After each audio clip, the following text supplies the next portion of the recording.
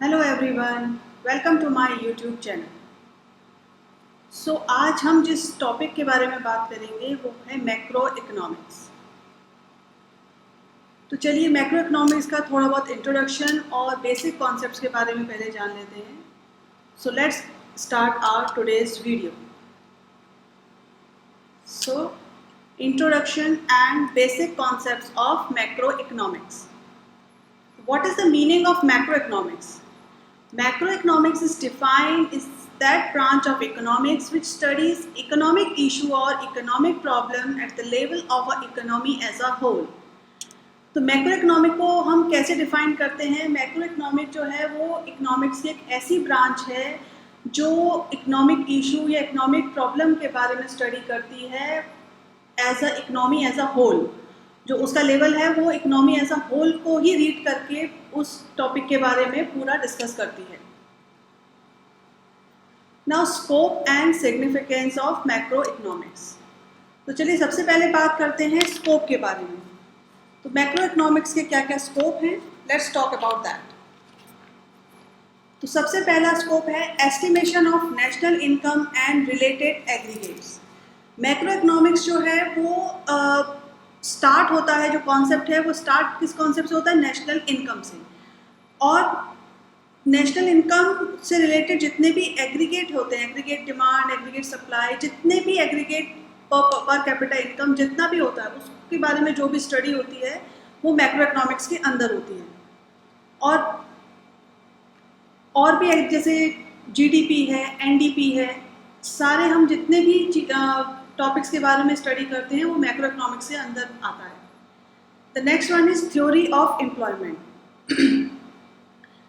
Macro economics study करता है employment और unemployment. What is the reason behind the employment, क्या क्या रेमेडी हो सकती है, उन सब के बारे में सजेशन देता है। Third one is theory of money. Theory of money like creation of money. जो कमर्शियल बैंक के द्वारा क्रिएशन ऑफ मनी होती है वो एक इम्पॉर्टेंट कंपोनेंट्स है मैक्रो इकोनॉमिक्स का।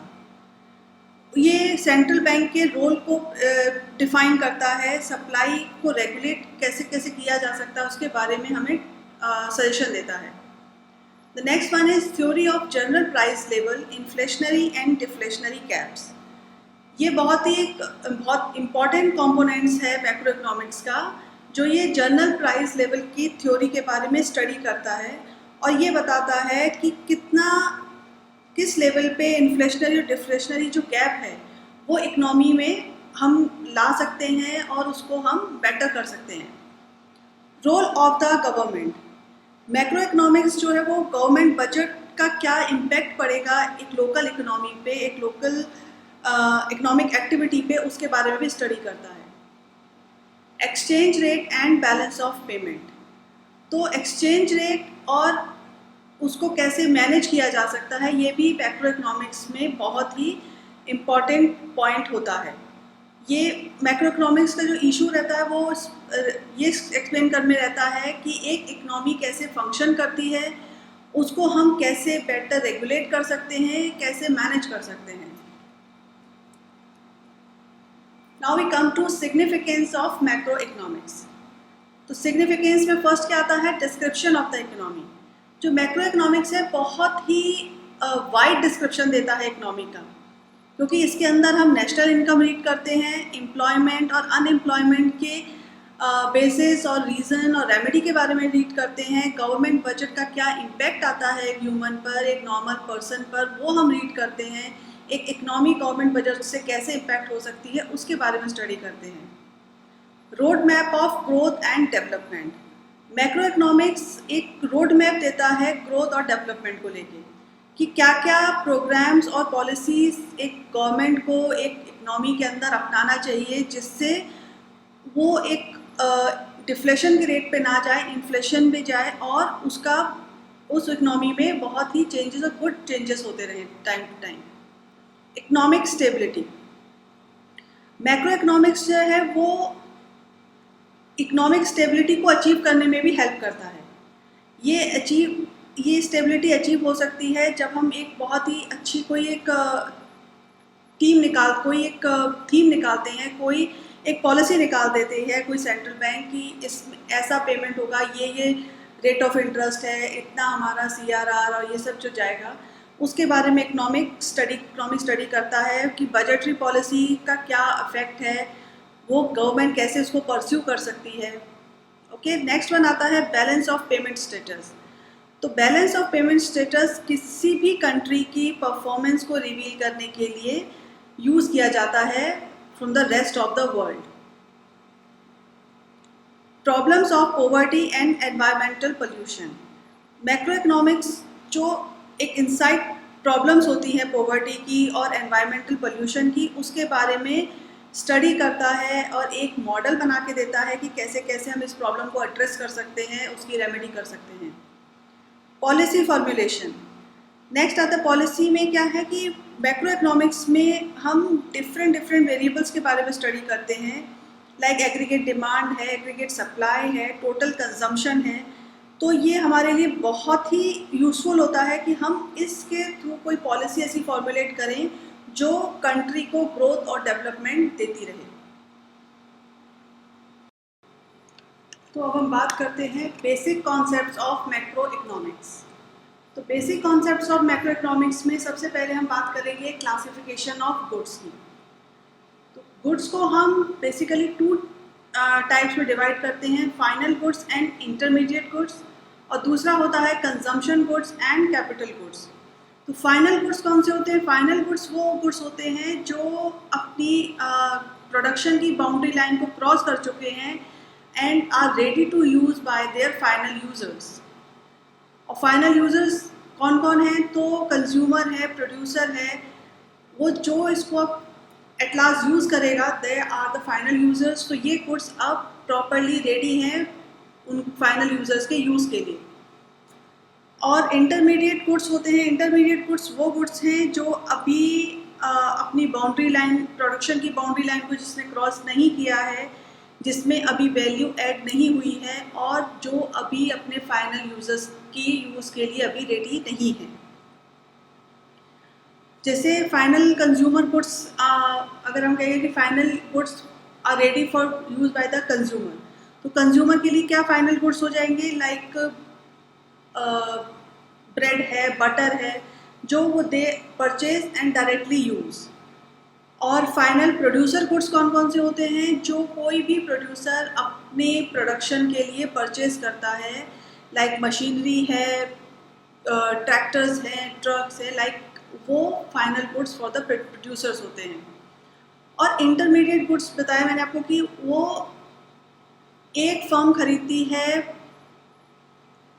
फ्रॉम द अदर, या तो रीसेल के लिए या उसको रॉ मटेरियल की तरह यूज़ करने के लिए। तो what is the difference between final goods and intermediate goods? तो एज आई टोल्ड यू कि फाइनल गुड्स क्या हैं? ये ऐसे गुड्स हैं जो अपनी प्रोडक्शन की बाउंड्री लाइन के बाहर हो चुके हैं and are ready to use by their final users.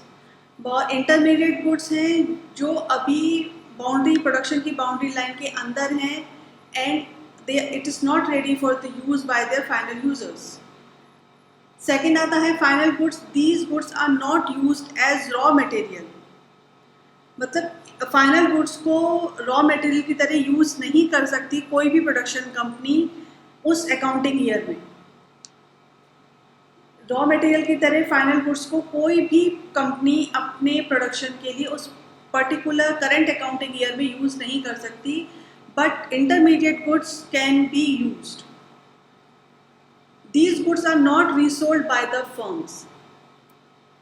Final goods को फर्म्स रीसोल्ड नहीं कर सकती अपने प्रॉफिट को बढ़ाने के लिए उस करंट अकाउंटिंग ईयर में, but intermediate goods may be resold by the firms to gain profit during that accounting year. Final goods में अब कोई वैल्यू ऐड नहीं हो सकती, उसमें ऑलरेडी वैल्यू एडेड है।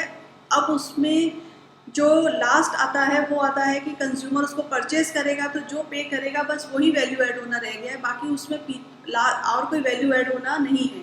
लेकिन इंटरमीडिएट गुड्स में अभी वैल्यू ऐड होनी होती है कि क्या उसका प्रोडक्शन है, कितना रॉ मटेरियल है, एटसेट्रा एटसेट्रा। फाइनल गुड्स में एक्सपेंडिचर जो होते हैं उसको हम क्या बोलते हैं, फाइनल एक्सपेंडिचर। लेकिन इंटरमीडिएट गुड्स में जो भी एक्सपेंडिचर होते हैं उनको हम बोलते हैं इंटरमीडिएट कॉस्ट और इंटरमीडिएट कंजम्पशन। लास्ट वन आता है डिफरेंस कि these goods are included in the estimation of national income और नेशनल प्रोडक्ट। मतलब फाइनल गुड्स को जब नेशनल इनकम काउंट की जाती है तो फाइनल गुड्स को उसमें ऐड किया जाता है, पर इंटरमीडिएट गुड्स को नेशनल प्रोडक्ट या नेशनल इनकम में ऐड ऑन नहीं किया जाता। अब बात करते हैं सेकेंड क्लासिफिकेशन ऑफ गुड्स की, कंजम्पशन गुड्स और कैपिटल गुड्स। तो कंजम्पशन गुड्स क्या है? कंजम्पशन गुड्स वो गुड्स होते हैं जो किसी भी इंडिविजुअल द्वारा अपने ह्यूमन वांट्स को सेटिस्फाई करने के लिए यूज़ किए जाते हैं। और कैपिटल गुड्स क्या होता है? कैपिटल गुड्स किसी भी प्रोड्यूसर, किसी भी प्रोडक्शन कंपनी का फिक्स असेट होता है। कैपिटल गुड्स कभी भी एक हाउस होल्ड द्वारा यूज़ किए नहीं जाते। ये एक प्रोडक्शन कंपनी है कोई भी प्रोड्यूसर या एंटरप्रेन्योर अपने फर्दर प्रोडक्शन के लिए उसको यूज़ करता है। कंजम्पशन गुड्स को हम 4 कैटेगरी में डिवाइड कर सकते हैं: durable goods, semi durable goods, non durable goods और नॉन मटेरियल गुड्स और सर्विसेज। तो ड्यूरेबल गुड्स कौन कौन से होते हैं? ड्यूरेबल गुड्स जो होते हैं वो होता है इसको कोई भी कंज्यूमर लॉन्ग टाइम तक इसका कंजम्पशन कर सकता है और ये रिलेटिवली बहुत हाई वैल्यू का भी होता है। लाइक जैसे टीवी है, कार है, वॉशिंग मशीन है, तो these are come in the durable goods category, क्योंकि ये हम एक लॉन्ग टाइम तक यूज़ कर सकते हैं। उसके बाद आता है semi durable goods. Semi durable goods जो होते हैं वो होते हैं कि उनको हम यूज़ तो करते हैं लेकिन बहुत लंबे पीरियड्स के लिए नहीं। मतलब ऐसा नहीं होता कि वो लाइक टीवी, कार की तरह सालों चल रहे हैं। वो यूज़ लंबे समय के लिए होते हैं but not that long as durable goods. तो इस गुड्स में हम करेंगे जैसे कोई भी क्रॉकरी है, कपड़े आ जाते हैं, घर के सजावट का कुछ सामान आता है, तो they come in the semi durable goods. Non durable goods को हम सिंगल यूज़ कंजम्पशन गुड्स भी कहते हैं, क्योंकि ये किसी भी एक पर्टिकुलर पर्सन द्वारा यूज़ किया जाता है। जैसे अगर कोई ब्रेड है तो ब्रेड किसी ने लिया एंड वो खुद ही उसको खाएगा, तो ये सिंगल एक्ट ऑफ कंजम्पशन है। तो this type of goods like milk, petrol, ये नॉन ड्यूरेबल गुड्स में आते हैं। Next one is non material goods. Non material goods और सर्विसेज हो जाता है वो सर्विसेज जो डायरेक्टली ह्यूमन वांट्स को सेटिस्फाई करती हैं, like teacher, lawyer, domestic servants etcetera etcetera. Talk about capital goods. तो कैपिटल गुड्स जैसे आई टोल्ड यू कि it is the fix assets of the producer. और कैपिटल गुड्स जो है वो बहुत लंबे समय तक किसी भी प्रोडक्शन हाउस में यूज़ होते हैं और हाई वैल्यू के होते हैं। और excess use of these type of goods sometimes create the situation of depreciation, because इतने लंबे समय तक यूज़ होगा तो we have to replace it and we have to use our fixed asset to buy these capital goods.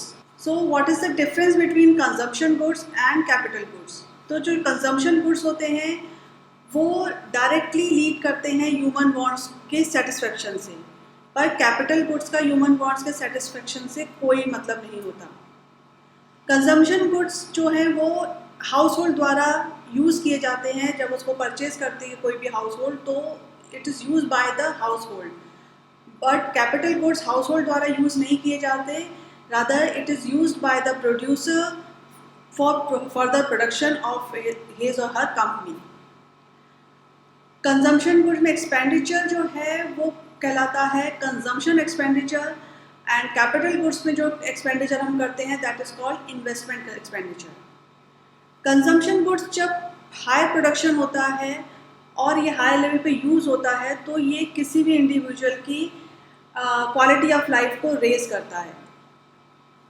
On the other hand capital goods का जब high production होता है तो ये हाई प्रोडक्शन कैपेसिटी भी इंक्रीज़ करता है किसी भी इकोनॉमी की, तो एक तरह से ये जीडीपी ग्रोथ का बैकबोन होता है। एंड वन थिंग कॉमन होता है बोथ कंजम्पशन गुड्स और कैपिटल गुड्स में कि both are final goods and are ready to use by their final user, और इनको नेशनल इनकम के एस्टिमेशन में भी इंक्लूड किया जाता है। अब the other topic is concepts and components of consumption expenditure. तो कंजम्पशन एक्सपेंडिचर क्या होता है?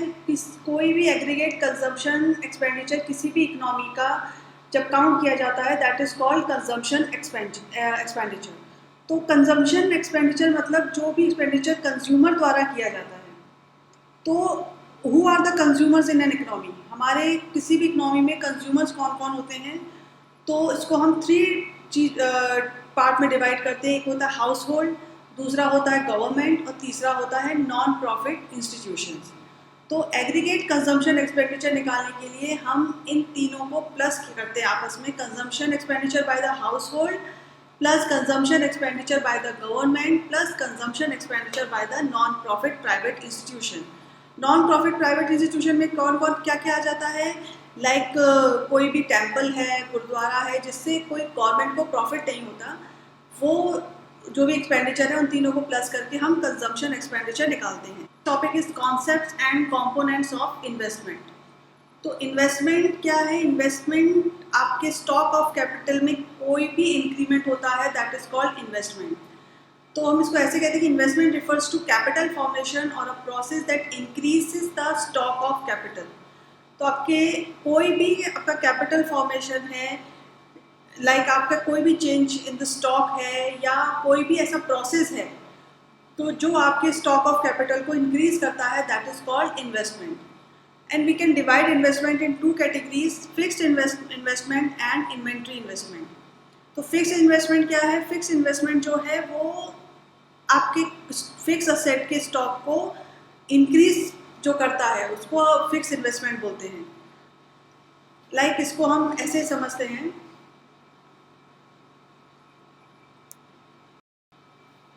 Fix investment.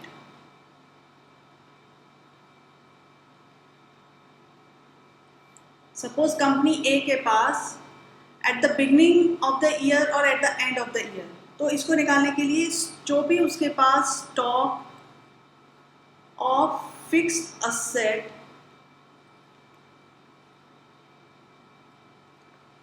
Eight the end of that accounting year,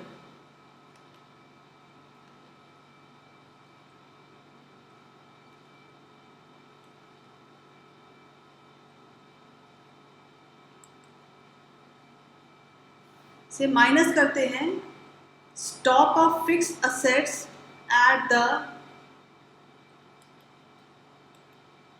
beginning of that accounting year. ठीक है, तो जो भी आता है वो हम देखते हैं कि उसके इंक्रीज कितना हुआ है फिक्स असेट में।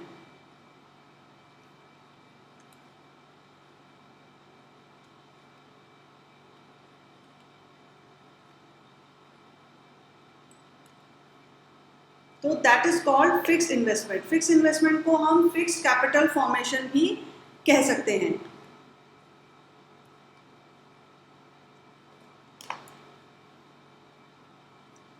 फिक्स इन्वेस्टमेंट के क्या क्या इम्पोर्टेंस हैं? तो फिक्स इन्वेस्टमेंट की जो इम्पोर्टेंस होती है वो है कि ये जो प्रोडक्शन कैपेसिटी होती है किसी प्रोड्यूसर की, उसको इंक्रीज करता है।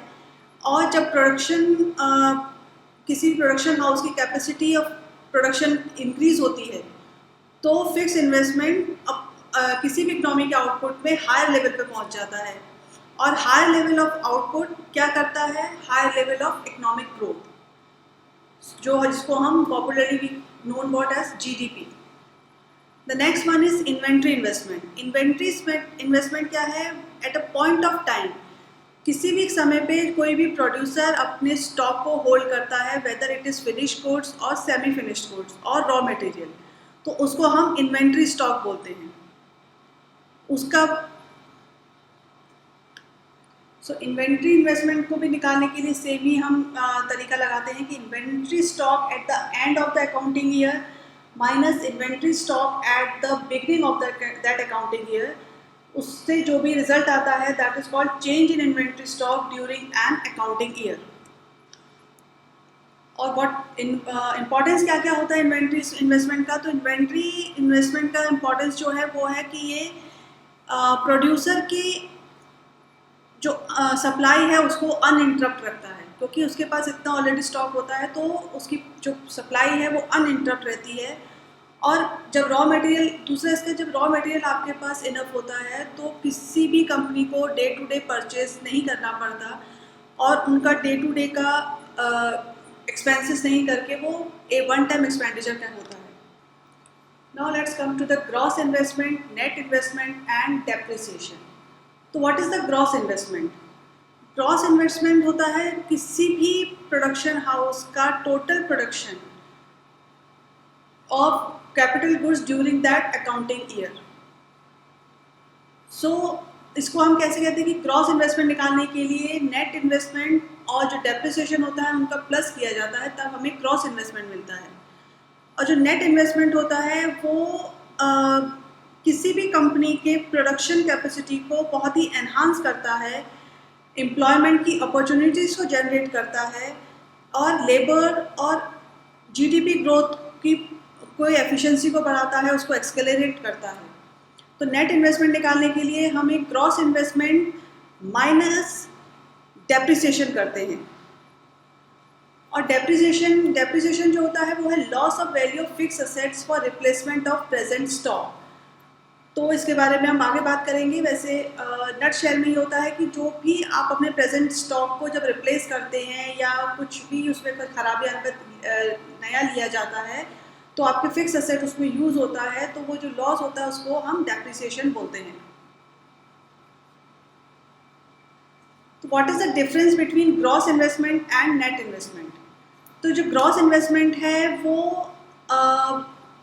जो भी परचेज होता है प्रोडक्शन हाउस द्वारा किसी भी नए एसेट्स पे और साथ के साथ कोई भी एग्जिस्टिंग एसेट्स को आप रिप्लेस करते हैं उस पर्टिकुलर अकाउंटिंग ईयर में, तो जो जो एक्सपेंडिचर करते हैं उसको हम बोलते हैं ग्रॉस इन्वेस्टमेंट।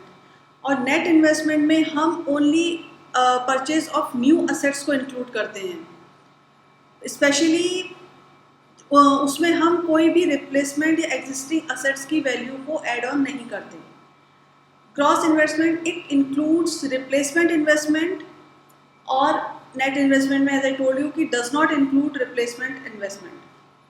थर्ड डिफरेंस जो आता है वो आता है कि does not show net addition into the existing capital stock. तो नेट एडिशन ये जो आपका एग्जिस्टिंग कैपिटल स्टॉक है उसमें ये शो नहीं करता है कि आपका कितना असेट्स है आपके पास या कितना नहीं है, ये क्रॉस को काउंट करता है। और नेट इन्वेस्टमेंट शो करता है कि एग्जिस्टिंग कैपिटल स्टॉक का नेट एडिशन क्या है। सो अब हम बात करेंगे नेक्स्ट हमारे टॉपिक डेप्रिसिएशन की। सो डेप्रिसिएशन में हम बात करते हैं तो नॉर्मल जो डेप्रिसिएशन जब होता है कि नॉर्मल वियर एंड टियर, यानी अगर आपका कोई भी नॉर्मल उसमें कुछ भी प्रॉब्लम होती है या कोई भी खराबी आती है, सो उसमें जब हम उसको चेंज करते हैं या उसको रिप्लेस करते हैं तो हमारे फिक्स असेट्स उसमें से यूज़ होते हैं। सेकेंड वन आता है एक्सीडेंटल डैमेज। एक्सीडेंटल डैमेज कुछ भी हो सकता है, कोई मशीनरी में अचानक कुछ खराबी आ जाए या अचानक कुछ उसके किसी भी, सपोज आपका कोई ट्रैक्टर है उसका कोई एक्सीडेंट हो जाए या आपको आपका कुछ मशीनरी जो बाहर यूज़ होती है वो all of a sudden damage हो जाए, तो जब उसको रिप्लेस करना होता है तो भी हमारे फिक्स असेट्स में से यूज़ होता है, वो भी वन स्टेज ऑफ डेप्रिसिएशन है। And the third one is obsolescence. Obsolescence को हम टू चीज़ों में, ऑब्सोलेसेंस क्या होता है कि ये प्रोड्यूसर्स को ना नॉर्मली एक्सपेक्ट होता है कि ये होगा, इट इज़ नॉट अननेचुरली या अचानक से होने वाला नहीं, उनको पता होता है कि ये होगा। और इसको हम दो पार्ट में डिवाइड करते हैं, एक्सपेक्टेड और अनएक्सपेक्टेड। तो एक्सपेक्टेड और अनएक्सपेक्टेड ऑब्सोलेंस में होता है कि एक्सपेक्टेड में जैसे कोई भी सामान है उसमें अचानक से उसकी टेक्नोलॉजी में चेंज आ जाए या change in demand.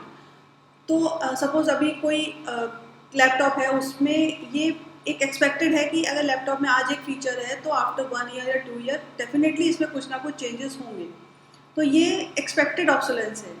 Change in demand मतलब आज अगर किसी चीज़ की डिमांड है, अगर आज किसी पर्टिकुलर ब्रांड की डिमांड है तो कल उस ब्रांड की डिमांड कम हो सकती है या वो ज़्यादा हो सकती है, तो ये भी एक एक्सपेक्टेड ऑब्सोलेंस है, उनको पता होता है कि ये होगा। और अनएक्सपेक्टेड जो ऑब्सोलेंस है ये अनएक्सपेक्टेडली मतलब इसका एज नेम सजेस्ट कि अनएक्सपेक्टेडली होते हैं, लाइक कोई नेचुरल कैमिटी हो गई या कुछ भी इकोनॉमिक क्राइसिस आ गए कंट्री में, सो जब उसके थ्रू जब ये ऑब्सोलेंस होता है तब ये अनएक्सपेक्टेडली क्रिएट होता है। सो क्या क्या डिफरेंस होते हैं एक्सपेक्टेड और अनएक्सपेक्टेड ऑब्सोलेंस में? तो एज आई टोल्ड यू कि एक्सपेक्टेड होता है कि किसी भी चीज़ की टेक्नोलॉजी में चेंज हो सकता है या उसकी डिमांड में चेंज हो सकता है, और अनएक्सपेक्टेड होता है कि ड्यू टू नेचुरल कैमिटी और economic recession anything can happen, उसका कोई भी पहले से कोई भी आइडिया कोई नहीं लगा सकता। एक्सपेक्टेड होता है कि जो एक्सपेक्टेड ऑब्सोलेंस होता है ये डेप्रिसिएशन का एक पार्ट होता है, इसको हम काउंट करते हैं कि एज अ डेप्रिसिएशन, बिकॉज ये पहले से ही एक्सपेक्टेड होता है, तो इसको हम डेप्रिसिएशन का एक पार्ट मानते हैं, और ये पहले से एक्सपेक्टेड नहीं होता इसलिए हम इसको कैपिटल लॉस मानते हैं। इसको जो हम मैनेज करते हैं इसके लॉस को थ्रू हम डेप्रिसिएशन फंड के थ्रू मैनेज करते हैं। डेप्रिसिएशन फंड क्या है कि सपोज आपने कोई एक पर्टिकुलर आइटम खरीदा और उसकी गारंटी लाइक आपने कोई आइटम खरीदा, उसकी कॉस्ट है 20 lakhs और आपको पता है कि ये 10 years तक ही चलेगा, तो पर ईयर आप उसका 2 lakhs जो है वो आप एक फंड में रिस्टोर करके रखते हो, तो वो डेप्रिसिएशन फंड के रूप में बाद में यूज़ होता है। और इसका जो लॉस होता है उसको हम मैनेज करते हैं, जो फिक्स असेट पे हमने इंश्योरेंस करवा रखा है उसके थ्रू ये सब मैनेज किया जाता है। Now we come to stocks and flows. तो स्टॉक्स जो होता है वो किसी भी क्वांटिटी का मेजर करते हैं एक पर्टिकुलर पॉइंट ऑफ टाइम में, और फ्लो जो होता है वो किसी भी क्वांटिटी को मेजर करते हैं एक स्पेसिफाइड पीरियड ऑफ टाइम में। मतलब जो भी कोई भी वैल्यू है जिसको हम एक स्पेसिफिक पॉइंट ऑफ टाइम देते हैं उसको हम स्टॉक बोलते हैं, और फ्लो जो है वो हम एक स्पेसिफाइड पीरियड यानी 1 day 2 day 1 week 2 week 1 year ऐसे जिसको काउंट करते हैं, तो वो दैट इज़ कॉल्ड फ्लो। जैसे स्टॉक में आप काउंट करते हो वेल्थ है, आपका कैपिटल है, बैंक डिपॉजिट्स है, क्योंकि पर्टिकुलर पॉइंट ऑफ टाइम के लिए आपका स्टॉक है तो उसको हम काउंट करेंगे स्टॉक में। और जो हमारा इनकम है, हमारे एक्सपेंडिचर है, कैपिटल फॉर्मेशन है, उसको हम काउंट करते हैं फ्लो में। तो बेसिकली क्या है कि स्टॉक जो रिफ़र करता है वो किसी भी वैल्यू के, जो किसी भी वेरिएबल की वैल्यू उस पॉइंट ऑफ टाइम पे क्या है, और फ्लो जो रिफ़र करता है वो करता है कि उस वेरिएबल की value during that period of time में कितनी है। स्टॉक को जैसे हम कहते हैं कि स्टॉक टाइम डायमेंशनल नहीं है पर फ्लो टाइम डायमेंशनल है। मतलब स्टॉक को हम ये नहीं करते कि आज 1 दिन तो 4 दिन 5 दिन ऐसे काउंट नहीं, पर फ्लो में हम टाइम डायमेंशनल यूज़ करते हैं, क्योंकि ये पर आवर, पर मंथ, पर वीक, पर ईयर ऐसे काउंट किया जाता है। स्लो का जो इम्पैक्ट है वो फ्लो पे आता है, और फ्लो का इम्पैक्ट स्टॉक पे रहता ही रहता है। Now the 4 sectors of the economy. तो पहले होते हैं house hold sector, producer sector, government sector और the external sector. House hold sector वो सेक्टर है जो सारे गुड्स और सर्विसेज को कंज्यूम करता है, और हाउस होल्ड सेक्टर्स किसी भी फैक्टर के प्रोडक्शन का ओनर भी होता है। The next one is producer sector. Producer sectors में हम उन सारे प्रोड्यूसिंग यूनिट को, प्रोड्यूसिंग फर्म्स को काउंट करते हैं उस इकोनॉमी में। तो किसी भी गुड्स और सर्विस की प्रोडक्शन के लिए हम किसी फर्म को हायर परचेज करते हैं, तो that is called producer sector.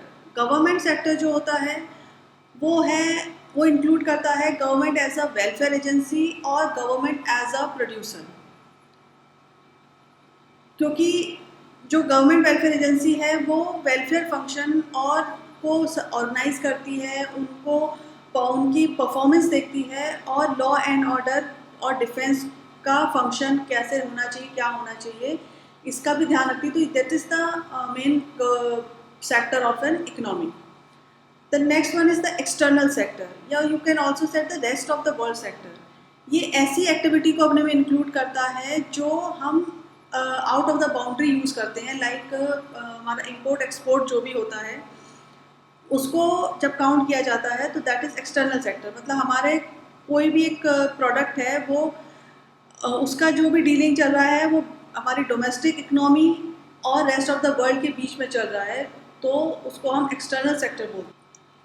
Now come to inter sectoral flow. Inter sectoral interdependence leads to inter sectoral flow, मतलब अंदर ही इंटर सेक्टोरल मतलब सेक्टर के इंटरनली जो इंटरडिपेंडेंसी होती है उसको हम इंटर सेक्टोरल फ्लो बोलते हैं। लाइक एक हाउस होल्ड सेक्टर जो है वो डिपेंड करता है प्रोड्यूसर सेक्टर पे कि वो उसके नीड्स के अकॉर्डिंग कंजम्पशन प्रोवाइड कराएगा, वो गुड्स और सर्विसेज का प्रोडक्शन करेगा। जो प्रोड्यूसर सेक्टर है वो डिपेंड करता है हाउस होल्ड सेक्टर पे कि जो प्रोडक्ट वो बनाएगा, जो गुड्स और सर्विसेज वो तैयार करेगा, उसको वो लोग कंज्यूम करेंगे।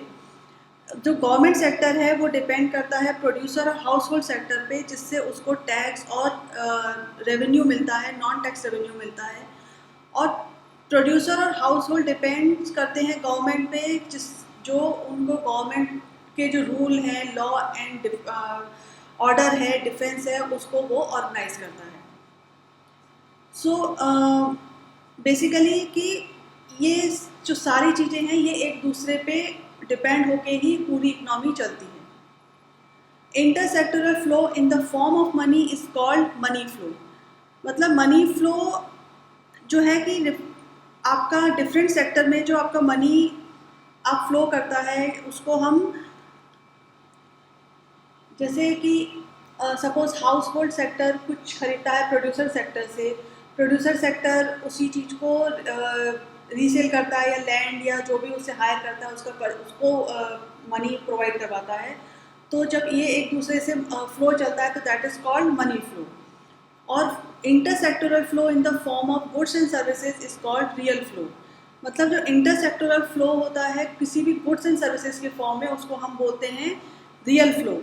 Real flow different sector of the economy में हम लोग जो फ्लो करता है, जैसे हाउस होल्ड सेक्टर और प्रोड्यूसर सेक्टर। तो हाउस होल्ड सेक्टर क्या प्रोड्यूसर सेक्टर से क्या कर रहा है, गुड्स एंड सर्विसेज सोल्ड कर रहा है फॉर्म जो हाउस होल्ड है, और वो अपने फैक्टर सर्विसेज प्रोड्यूसर सेक्टर को प्रोवाइड करवा रहा है, like in the form of land, capital, labour, entrepreneurship. Next आता है सर्कुलर फ्लो ऑफ इनकम। कोई भी इकनॉमी इन 3 एक्टिविटीज़ के बीच में ही सर्कुलेट करती है और ये कभी भी स्टॉप नहीं होता ये सर्कुलेशन। वो 3 एक्टिविटीज़ क्या हैं? प्रोडक्शन, इनकम और एक्सपेंडिचर।